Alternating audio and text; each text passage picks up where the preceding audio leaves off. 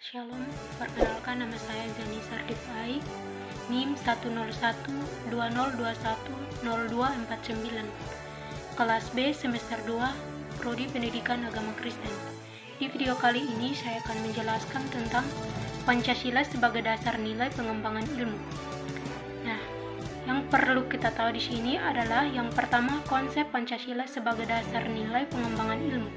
Nah, pengertian Pancasila sebagai dasar nilai pengembangan ilmu dapat mengacu pada beberapa jenis pemahaman, yaitu yang pertama bahwa setiap ilmu pengetahuan dan teknologi atau IPTEK yang dikembangkan di Indonesia haruslah tidak bertentangan dengan nilai-nilai yang terkandung dalam Pancasila. Yang kedua, bahwa setiap IPTEK yang dikembangkan di Indonesia harus menyertakan nilai-nilai Pancasila sebagai faktor internal pengembangan IPTEK itu sendiri. Yang ketiga, bahwa nilai-nilai Pancasila berperan sebagai rambu normatif bagi pengembangan IPTEK di Indonesia. Artinya bahwa mampu mengendalikan IPTEK agar tidak keluar dari cara berpikir dan cara bertindak bangsa Indonesia. Yang keempat, bahwa setiap pengembangan IPTEK harus berakar dari budaya dan ideologi bangsa Indonesia sendiri, atau yang lebih dikenal dengan istilah indigenisasi ilmu. Yang kedua, tentang urgensi Pancasila sebagai dasar nilai pengembangan ilmu. Seperti apakah kita tahu bahwa kehadiran ilmu pengetahuan dan teknologi di sekitar kita ibarat pisau bermata dua. Di satu sisi IPTEK memberikan kemudahan untuk memecahkan berbagai persoalan hidup dan kehidupan yang dihadapi, tetapi di pihak lain dapat membunuh, bahkan memusnahkan peradaban umat manusia. Bagian B tentang menanya alasan diperlukannya Pancasila sebagai dasar nilai pengembangan ilmu. Jikalau ada segelintir masyarakat di daerah-daerah pedalaman di Indonesia yang masih bertahan dengan cara hidup primitif, asli, belum berkontaminasi oleh kemajuan IPTEK, maka hal itu sangat terbatas dan tinggal menunggu waktunya saja. Hal ini berarti bahwa ancaman yang ditimbulkan oleh pengembangan IPTEK yang terlepas dari nilai-nilai spiritualitas, kemanusiaan, kebangsaan, musyawarah, dan keadilan.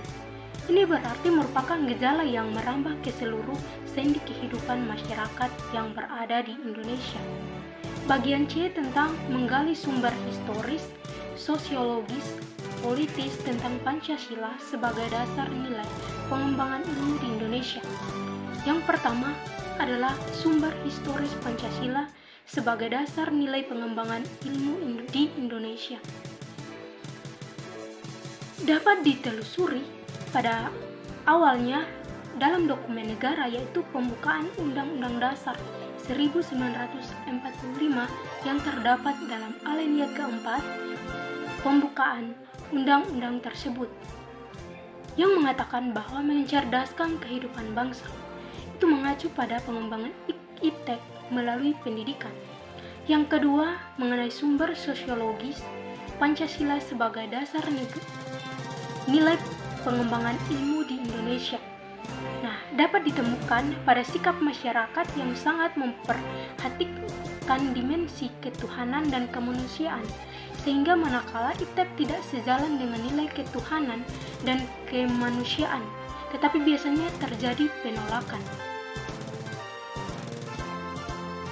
Yang ketiga, tentang sumber politis Pancasila sebagai dasar nilai pengembangan ilmu di Indonesia, yaitu dapat dirunuti ke dalam berbagai kebijakan yang dilakukan oleh para penyelenggara negara. Dokumen pada masa Orde Lama yang meletakkan Pancasila sebagai dasar nilai pengembangan atau orientasi ilmu antara lain dapat dilihat dari pidato Soekarno ketika menerima gelar doktor honoris causa. Demikian pula halnya dengan zaman Orde Baru. Meskipun Pancasila diterapkan sebagai satu-satunya asas organisasi politik dan kemasyarakatan, tetapi penegasan tentang Pancasila sebagai dasar nilai pengembangan ilmu di Indonesia belum diungkapkan secara tegas. Bagian D tentang membangun argumen tentang dinamika dan tantangan Pancasila sebagai dasar nilai pengembangan ilmu di Indonesia. Bagian pertama tentang argumen tentang dinamika Pancasila sebagai dasar pengembangan ilmu. Pancasila sebagai pengembangan ilmu belum dibicarakan secara eksplisit oleh para penyelenggara negara sejak Orde Lama sampai era Reformasi. Yang kedua tentang argumen tantangan Pancasila sebagai dasar pengembangan ilmu terdiri dari beberapa bentuk tantangan terhadap Pancasila sebagai dasar pengembangan ilmu atau dasar pengembangan iptek di Indonesia, yaitu yang pertama tentang kapitalisme, yang kedua tentang globalisasi, yang ketiga tentang konsumerisme, yang keempat tentang pragmatisme. Bagian E tentang mendeskripsikan esensi dan urgensi Pancasila sebagai dasar nilai pengembangan ilmu untuk masa depan, yaitu yang pertama adalah esensi Pancasila sebagai dasar nilai pengembangan ilmu, yaitu hakikat Pancasila sebagai dasar nilai pengembangan iptek dikemukakan oleh Profesor Widyudi Setiawan dalam Symposium dan Sarasera Pancasila sebagai paradigma ilmu pengetahuan dan pembangunan bangsa. Sila pertama, ketuhanan yang Maha Esa, itu memberikan kesadaran bahwa manusia hidup di dunia ibarat sedang menempuh ujian dan hasil ujian akan menentukan kehidupannya yang abadi di akhirat nanti. Sila kedua, kemanusiaan yang adil dan beradab. Ia memberikan arahan baik bersifat universal maupun khas terhadap ilmuwan dan ahli teknik di Indonesia. Sila ketiga, persatuan Indonesia memberikan landasan esensial bagi kelangsungan negara kesatuan Republik Indonesia. Sila keempat, kerakyatan yang dipimpin oleh hikmat kebijaksanaan dalam permusyawaratan perwakilan. Ia memberikan arahan asas kerakyatan. Sila kelima, mengatakan keadilan sosial bagi seluruh rakyat Indonesia, dapat memberikan arahan agar selalu diusahakan tidak terjadi jurang kesejahteraan di antara bangsa Indonesia.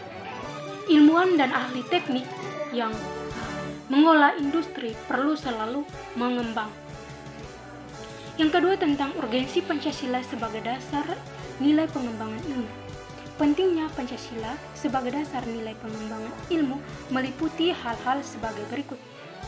Yang pertama, perkembangan ilmu dan teknologi di Indonesia dewasa ini tidak berakar pada nilai-nilai budaya bangsa Indonesia sendiri, sehingga ilmu pengetahuan yang dikembangkan di Indonesia sepenuhnya berorientasi pada bagian barat atau Indonesia bagian barat. Yang kedua, perkembangan ilmu pengetahuan di Indonesia lebih berorientasi pada kebutuhan pasar, sehingga prodi-prodi yang laku keras di perguruan tinggi Indonesia adalah prodi-prodi yang terserap oleh pasar atau dunia industri.